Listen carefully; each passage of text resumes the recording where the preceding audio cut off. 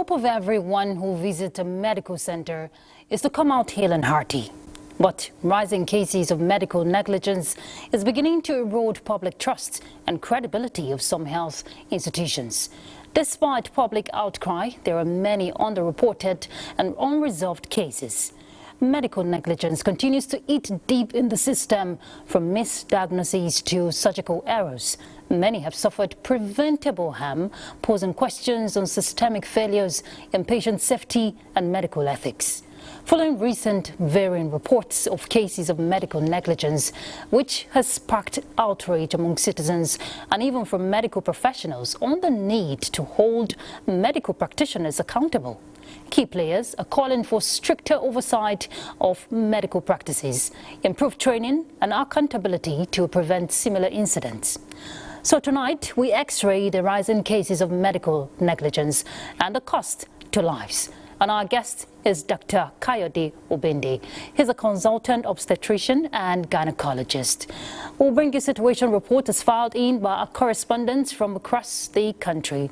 And of course, in the meantime, thank you for joining us. This is Weekend File. I'm Ruth Aguele. All right, you know, it's a big win for Nigeria today, talking about the Super Eagles. So we'll just delve right into sports, and Ayo Deji Makinde is set to fill us in. Ayo, I know you're very excited about today's win. It's not what we expected, going by what has played out, but again. Well, thanks so much, Ruth. They call it the Golden Bronze. Not bad. The Super Eagles of Nigeria have defeated the Pharaohs of Egypt 4-2 on penalties to finish third at the Africa Cup of Nations in Morocco. After a goalless 90 minutes, the Super Eagles made amends for their semi-final loss to Morocco by edging past Egypt for an unprecedented ninth third-place finish in the history of the tournament. The final of the tournament between host country Morocco and Teranga Lions of Senegal is at the Prince Moulay Abdallah Stadium in Rabat on Sunday at 8 in the night. In the meantime, the federal government has congratulated the Super Eagles after they finished third at the Africa Cup of Nations. Minister of Information and National Orientation Mohammed Idris, in a statement, salutes their performance throughout the tournament, describing it as a source of pride and joy upholding Nigeria's rich football tradition. Minister Mohammed Idris notes that the performance of the Super Eagles is a reminder that true strength lies in teamwork, belief and pride in our dear country, Nigeria. Away from the Africa Cup of Nations actions return in the Nigeria Premier Football League, with Kano Pillars welcoming Abia Warriors at the Sani Abacha Stadium in Kano on Sunday. El Kanemi Warriors are away at Bendel Insurance in Benin, while Bayelsa United welcome Shooting Stars Sports Club of Ibadan in Yenagoa. Elsewhere, Rivers United entertain Remo Stars, while Ikorodu City will enjoy home advantage against Kwara United. Match day 22 rounds off on Monday, when Warri Wolves take on Katsina United, just as Kun Khalifat FC and Rangers International of Enugu square off in a Southeast derby. In the English Premier League, Michael Carrick started his Manchester United reign as interim manager on a high note, guiding the Red Devils to a 2-0 win over City rivals Manchester City, with goals from Brian Mbumo and Patrick Dogu. Elsewhere, Liverpool's inconsistency continued as they were held to a 1-0 draw by struggling Burnley. West Ham United defeated Tottenham 2-1 to Palmer pressure, and Thomas Frank, while Chelsea edged Brentford 2-1 to give new coach Liam Rosenell a winning start. Later on Sunday, Wolverhampton Wanderers host resurgent Newcastle United, while Aston Villa take on Everton.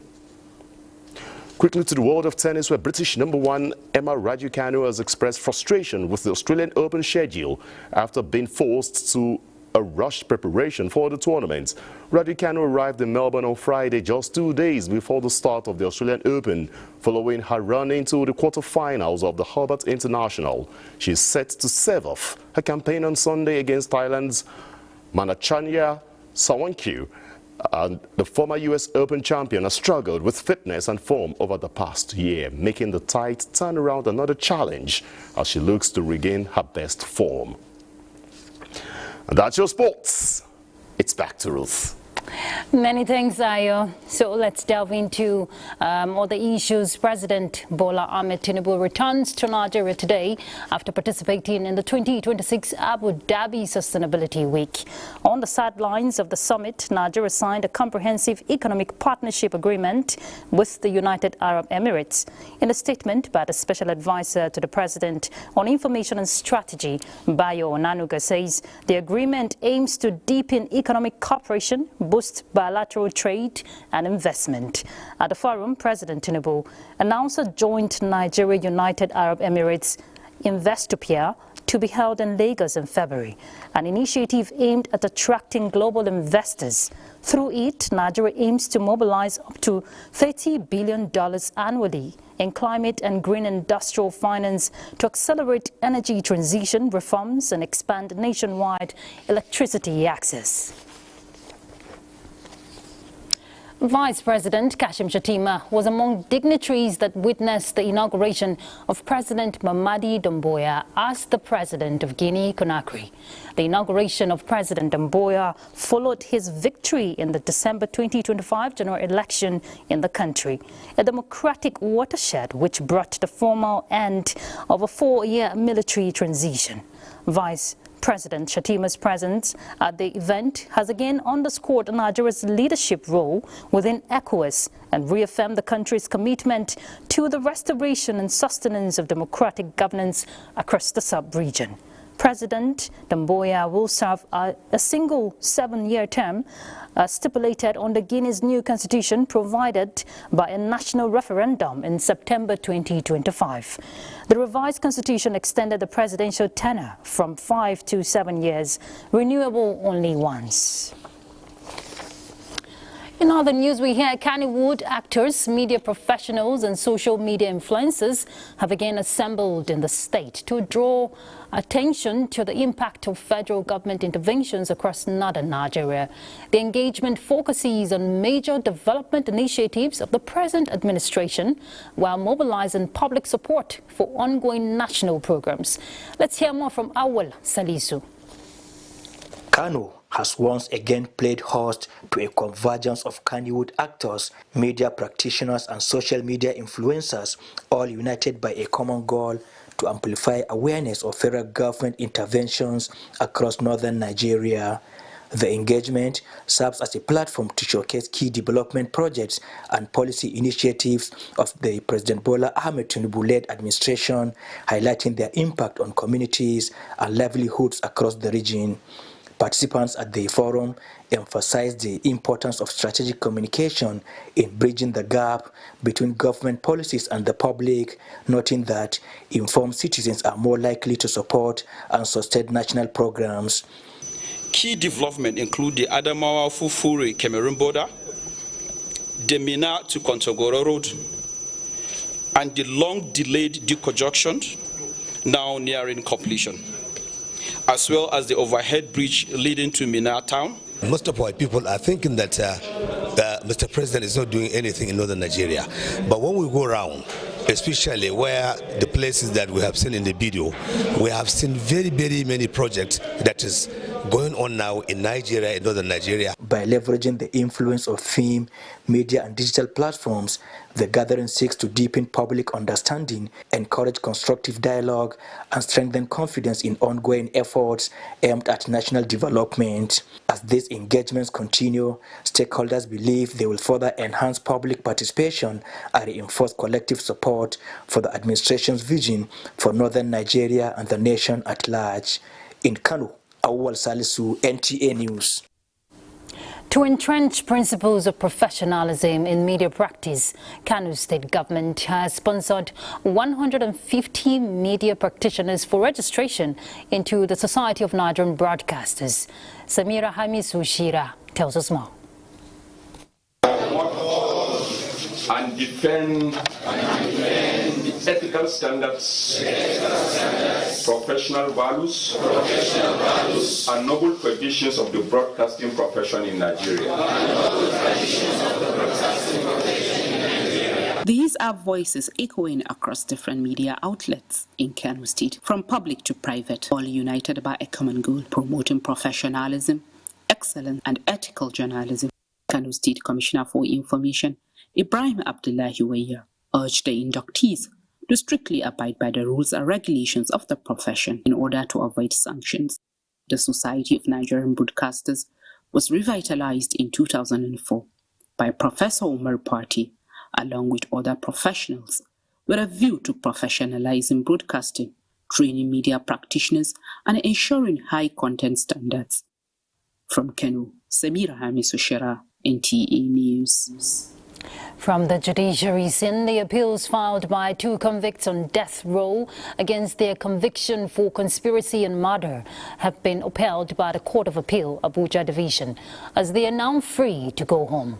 Daily Atumbi reports on the discharge and acquittal of Adamu Mohammed Babamini and Haruna Mohammed.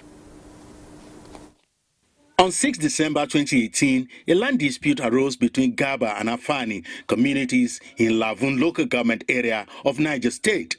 Some suspects were prosecuted and convicted for the crime, including Adamu Muhammad, who was sentenced to death, and another death row inmate, Haruna Muhammad, approached the appellate court appealing the death sentence, which the court upheld. In a unanimous judgment, the 3-man panel of justices led by Justice Okon Abang faulted the shoddy investigation. The court accordingly discharged and acquitted the duo from the murder charge. Meanwhile, the Court of Appeal has upheld Haruna Audi Shekolo as the duly chosen All Progressives Congress APC chairmanship candidate for Buhari Council area election slated to hold on 21st February. In a 2-to-1 judgment, the 3-man panel, led by Justice Hamad Barker, agreed with the Federal High Court that the appellant who filed the case, Joshua Ishaku Musa, filed out of time. The case of the appellant is not too bad. In a dissenting judgment, however, another member of the panel, Justice Okon Abang, held that Ishaku had valid grounds of appeal as he was not given fair hearing by the trial court. In Abuja, Daily Atumbi, NTA News. Nivea, a Birsdorf brand, has once again celebrated the loyalty of its consumers with a rewarding and genuine experience through its national consumer promo. Adejoke Odeka reports that it is the first Nivea Live draw for the year. Be a lucky winner next As part of its ongoing consumer engagement initiative aimed at appreciating its customers, Nivea, a globally trusted skincare brand, has once again hosted a live draw event to usher in the new year, putting smiles on the faces of loyal customers. You have won a 50,000 naira voucher to shop on Jumia from us at Nivea. As promised, customers who purchased Nivea lotion and qualified for the live draw received a variety of prizes, with 10 participants winning 1 million naira each, others smiling home with 50,000 naira Nivea vouchers and a range of additional rewards. So far, we've had 20 millionaires. So in the first draw, we gave 10 people 1 million naira. Today, we've given another 10 people 1 million naira. On our first draw, we gave 50 people 50,000 naira worth of vouchers to buy Nivea products on Jumia. The reason why we're doing this promotion, we're just really giving back to our loyal consumers, and we're also hoping that through this promotion, we're able to get, new people join, the Nivea family, just to put our consumers' minds at rest that, it's Nivea, it's regulated, and, you have no issues. The promotion is regulated by NAFDAC, it's regulated by FCCPC, which is the Consumer Protection Council. The Nivea Win Your Share of 3 billion naira promotion runs until March 2026. Consumers nationwide are encouraged to take part before the deadline. In Lagos, Adejoke Odeka, NTA News. All right. If you've been a victim or know someone who's been a victim of medical negligence or not, our next conversation has to do with you because it has to do with the cost of lives. Stay tuned. Thank you for staying tuned.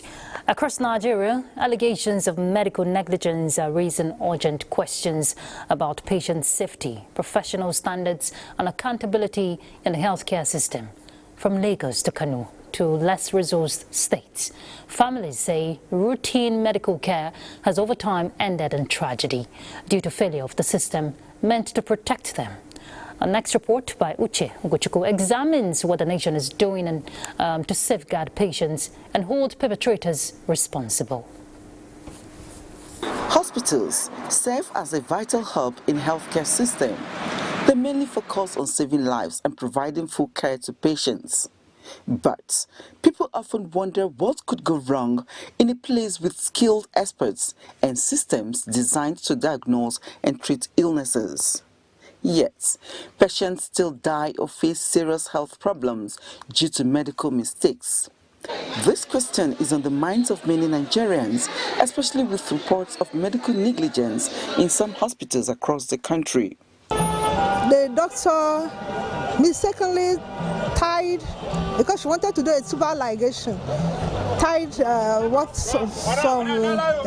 intestine or whatever, and that led to her death. While in the hospital, you call the attention of the nurse would not respond. And even when they respond, there will be this sluggishness. Same thing, I went for medical checkup. They said I should wait for the doctor.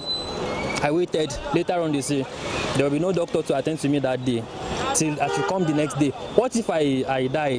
What if I couldn't make it to that next day? As the death of novelist Chimamanda Adichie's 21-month-old son at a private hospital in Lagos is raising concerns among Nigerians, the case of Aisha Umar, a mother of 5, came to light. Her family claimed that a pair of surgical scissors was left inside her abdomen during a procedure, which caused her 4 months of severe pain and death. Experts say these cases show bigger system problems, not just personal errors. To back this up, the professionals said there is a weak oversight and poor enforcement of medical standards.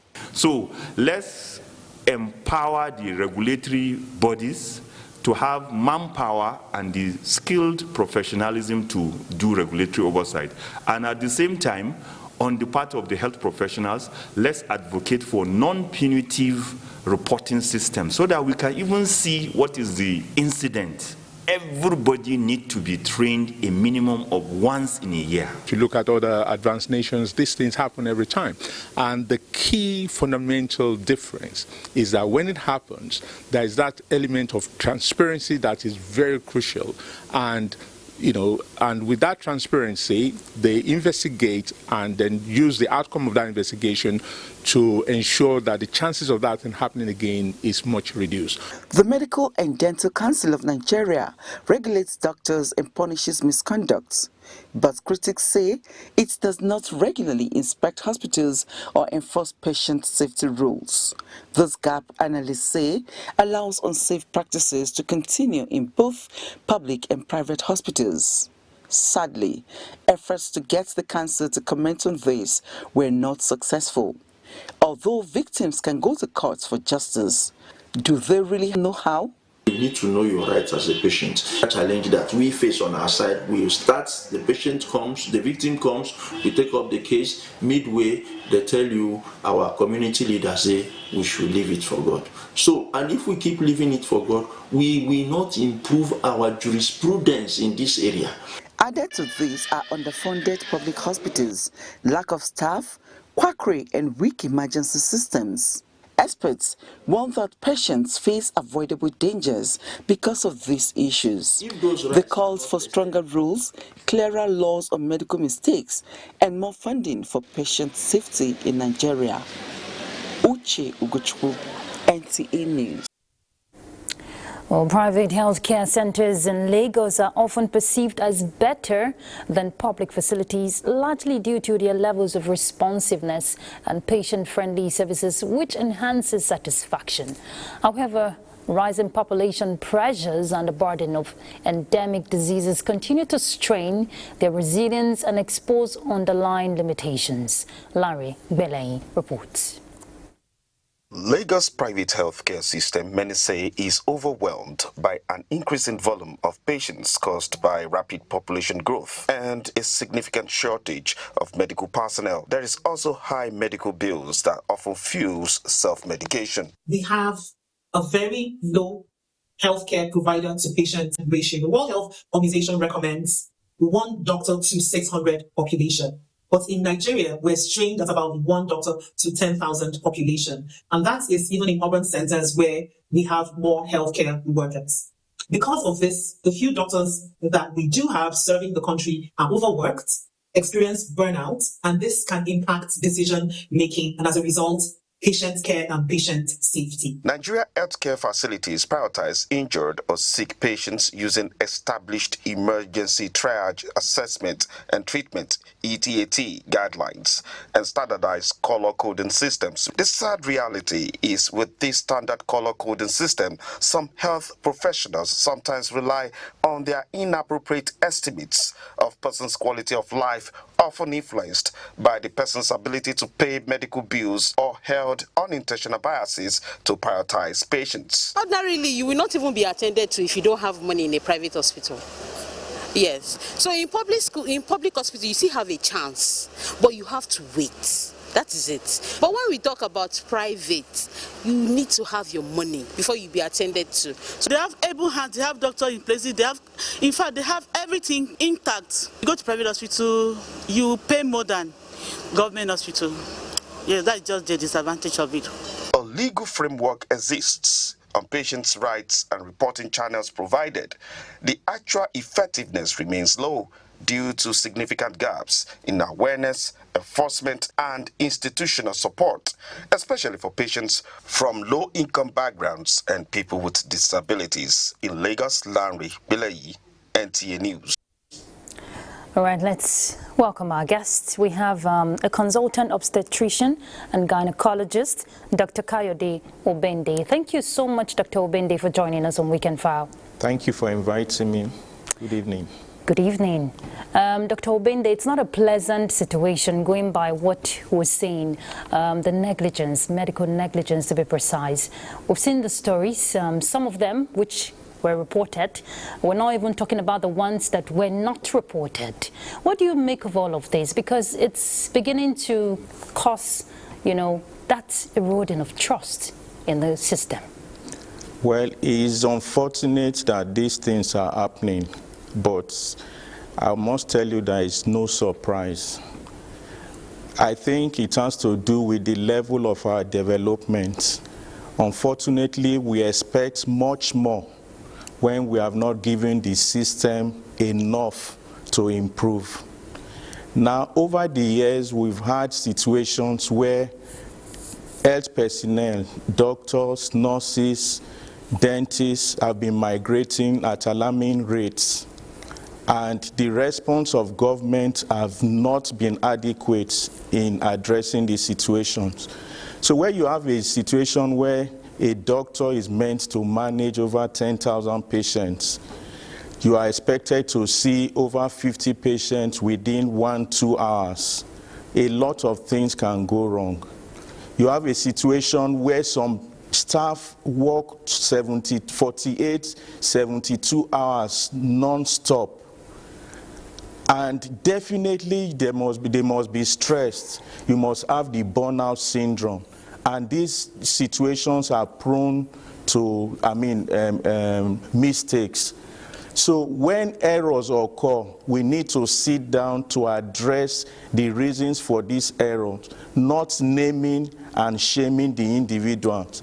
It may be from the individual, it may be from the system. Definitely, I can tell you that the system has a lot to do if we need to improve on the system. Okay, Dr. Obende, you've mentioned systematic issues, but again, let's look at these medical practitioners whose, lives have been entrusted in their hands. And most of these cases, the critical ones, so to say, are the ones during surgical operation. Now, during surgical operation, if I understand, it's not just one doctor you have there, you have supporters there, which are the nurses and all of that. So what could have gone wrong in a situation like that? We're not talking systematic now, we're talking individuals who are in charge of that operation. Now, an operation is usually done by a team.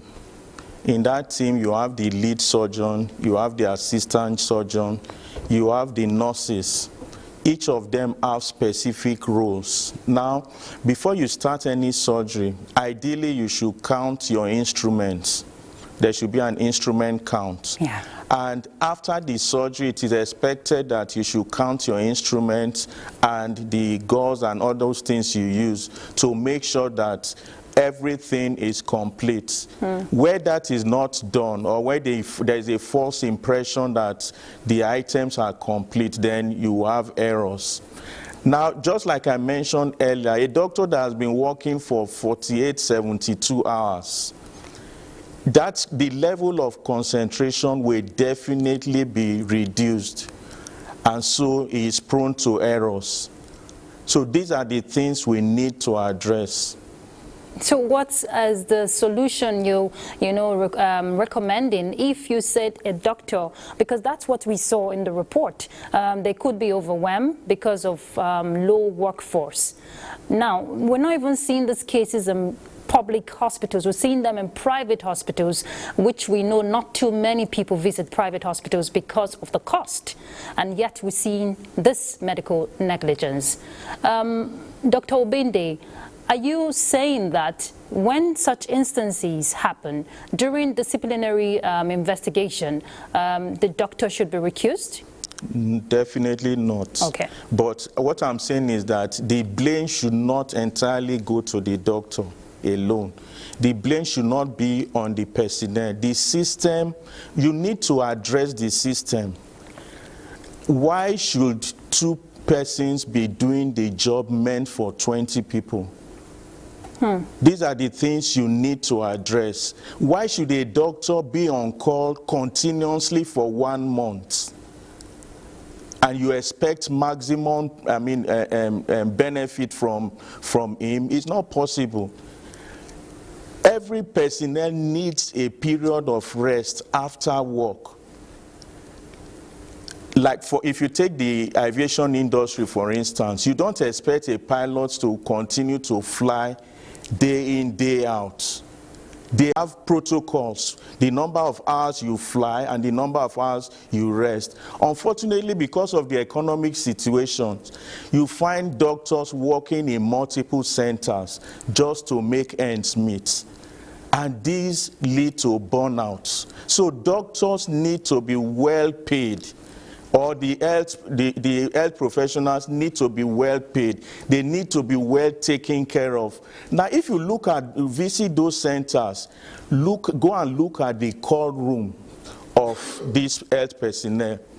Look at, if you do not have a good call room, a convenient call room to rest while at work, there is no way you can put in your best. So there has to be an audit of the entire system, not just the personnel, even the infrastructure, the equipment, and the day-to-day administration of these centers. Okay, Dr. Obende, we'll pick up with the conversation. I'd like to get your perspective on monitoring and evaluation. Let's take a break. We'll be back. Thank you for staying tuned. And just before we engage Dr. Obende, in Kano State, we hear the government there continues to do its bid towards infrastructural development and upgrade of healthcare facilities across the state. However, beyond physical rehabilitation, health observers are expressing concern over deep systematic challenges, noting that inadequate manpower places enormous pressure on healthcare providers and poses risk to effective service delivery. Let's hear from Aisha Ubali. Do no harm is a fundamental principle of medical practice enshrined in the oath taken by doctors. Yet, recent developments have raised concerns about a widening gap between this guiding principle and the realities within parts of Nigeria's healthcare system. Key interventions include the Basic Healthcare Provision Fund, the rehabilitation and upgrade of health facilities, particularly at the grassroots. In recent weeks, public attention has been drawn to cases widely described as medical negligence. The reported loss of a popular author's son, followed by the death of Aisha Umar, a mother of 5 in Kano State, has reignited conversations about quality of care, patient safety, and system responsiveness. Trying to take care of 20, 15 patients at a time, they will have to wait. You have to attend to one person at a time. And then issue of equipment. We don't have enough, not even close to enough. Using Aisha Umar's case as an example, Dr. Nabila explains that while referral systems may be relatively functional, emergency response mechanisms remain weak. The Kano state government says it has upgraded over 400 primary health care centers across the state. However, health observers argue that effective service delivery goes beyond physical infrastructure. You see, I have to lie down on the floor. I'm there shouting, so nobody to answer me. Before my husband went to there and shout at them, say, look at people's labor. What are you two people doing? We also advocate to the government to pay a competitive wages and salary to the workers, provide an enabling environment so that a healthcare worker will feel safe and practice in a safer environment. In the meantime, residents of Kano believe lasting improvement will require collective responsibility for the narrative in the healthcare sector to change for the better. In Kano, Aisha Uba Ali, NTA News. All right, Dr. Obende, we saw some of the medical practitioners there singing the same song of overwhelming situation.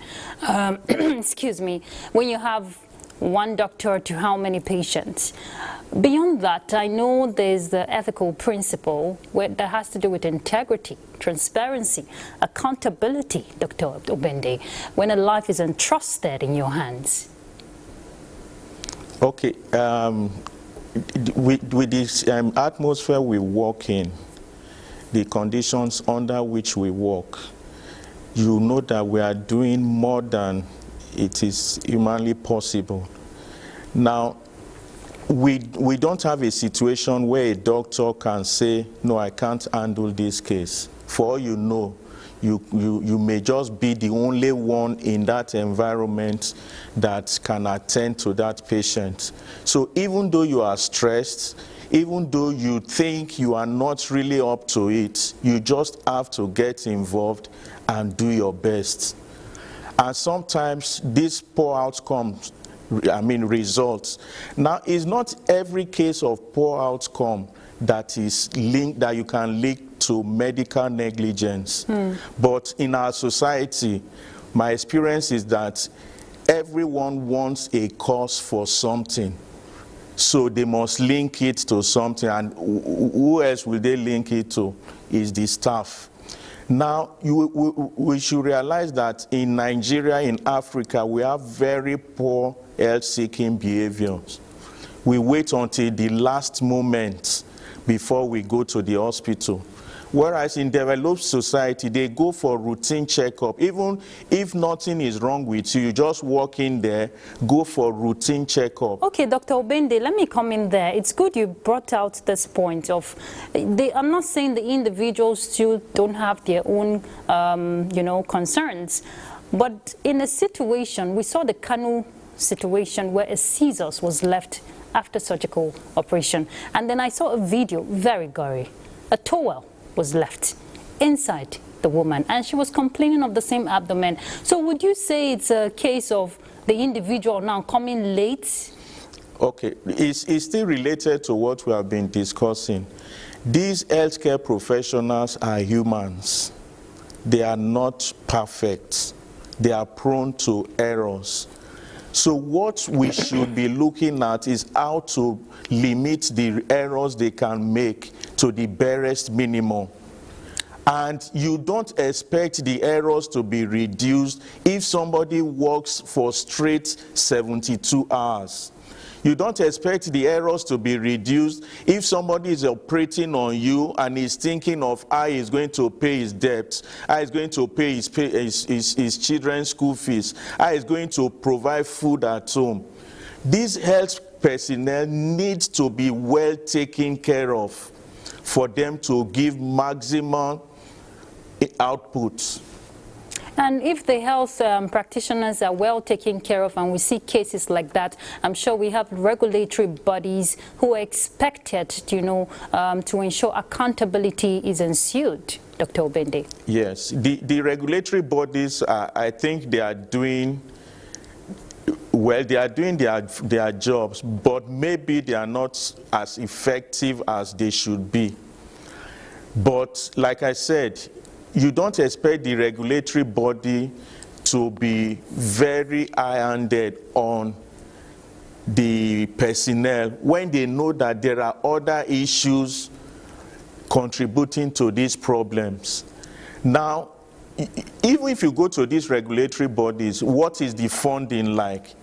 They are not properly funded. Sometimes they want to go on inspection, there is no vehicle. So these things, like I said earlier, we need to sit down, have appraise the entire sector, and then provide solutions. But unfortunately, like most Nigerians, what we do is that there's a problem, we try to provide our own personal solutions to these problems. If the Nigerian hospitals are not working, I can go abroad. All our leaders tend to go abroad for they just sneak out for their own personal treatments, leaving the other Nigerians to the problems we face. I think we need to sit down, just like it was mentioned in the report. We should know that healthcare is not about the building. It's not about renovating and painting buildings. Equipment, even if you provide the equipment and there are no personnel to manage those equipment, it still comes down to zero. Okay. So we need to sit down, appraise and reappraise the entire sector. Okay, so Dr. Obende, I'm sure you're aware that some of these medical practitioners have been found guilty based on investigations because some victims, or maybe those who have victims are seeking legal recourse, and we're seeing investigations carried out. We saw the case of Kanu that 3 doctors were found guilty based on the report. Now, I want you to speak on the aspect of training. In as much as a medical practitioner is overwhelmed, does that give the person, you know, a validation to excuse whatever error that has happened? What happens to the place of training for these personnel? Okay, we are not in any way excusing the errors. The errors are there and they are unfortunate. Now, when you come to training, this training, I mean, the way training in medicine is, or in medical practice is that the elders pass on their knowledge to the younger ones. Now, if you have a professor, if you have a consultant who should be in the clinic training the younger ones, if you have him in one other private center looking for money and looking to make ends meet, definitely it will affect the level of training the younger ones can receive. And that is part of the problem we are having in our society. Sometimes you find consultants who come out and they cannot do the basic things that is expected of them, things that they should have learned while in residency. You still find out that they come out and they are not capable of doing it. So by the time they become consultant, that's when they now start to acquire these skills. This should not be. But like I said, if you provide an enabling environment, I don't have to work in 6 places before I can provide for my family. I'm dedicated to this center, to managing patients and training the younger ones. I think things will improve. Okay, Dr. Obende, before I let you go, I'd like you to, you're still having your years of experience, and I'm not sure you want to find yourself in a position where you'll be caught wanting when it comes to such negligence or human error. What would you say to medical practitioners? We commend their efforts, their dedication to service, but again, we should also paint that picture of what is wrong and what is right is right. No doctor will be proud to say he left his scissors in a patient. No doctor will want to be involved in any case of negligence. So we pray before going to work, we pray before starting any procedure, and as much as possible, we try to follow the SOPs. Now, sometimes things go wrong. is for you to be able to identify the problems and sort them out. Now, I will advise my colleagues to say, when you are tired, when you are burnt out, take a rest. Go to your MD, go to whoever is in charge.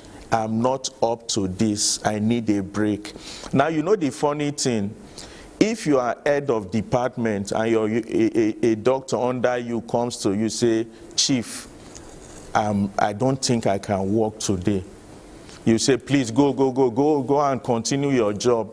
But another person, not in the health, maybe a teacher comes in, doctor, I need 5 days off. We are quick, very easy to give them excuse duty, but not for health workers.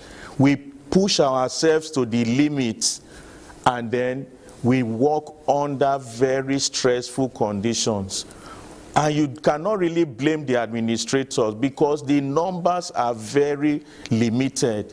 So government needs to do a lot.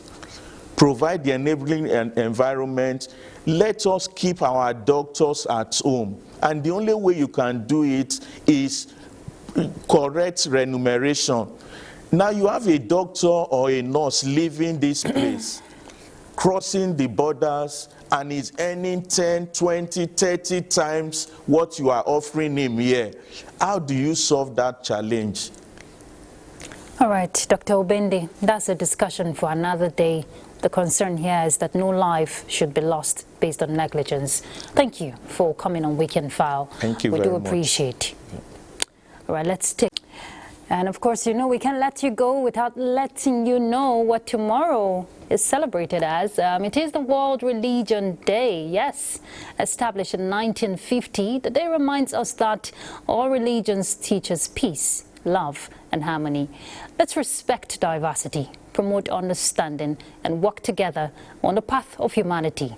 And on this day, communities of different faiths have the opportunity to get together and listen to each other, talking about tolerance, as well as celebrate the differences and commonalities that the delicate intermingling of culture and religion brings. There are approximately 4,200 religions around the world. Did you know? While many people live their lives without religion, faith in a higher being or power works for the majority of people. Whatever the reasons, we're all for the idea of people being unified despite differences and celebrating them. And that's Weekend File. Thank you for being part of it. Do have a good night rest. I'm Ruth Aguilera.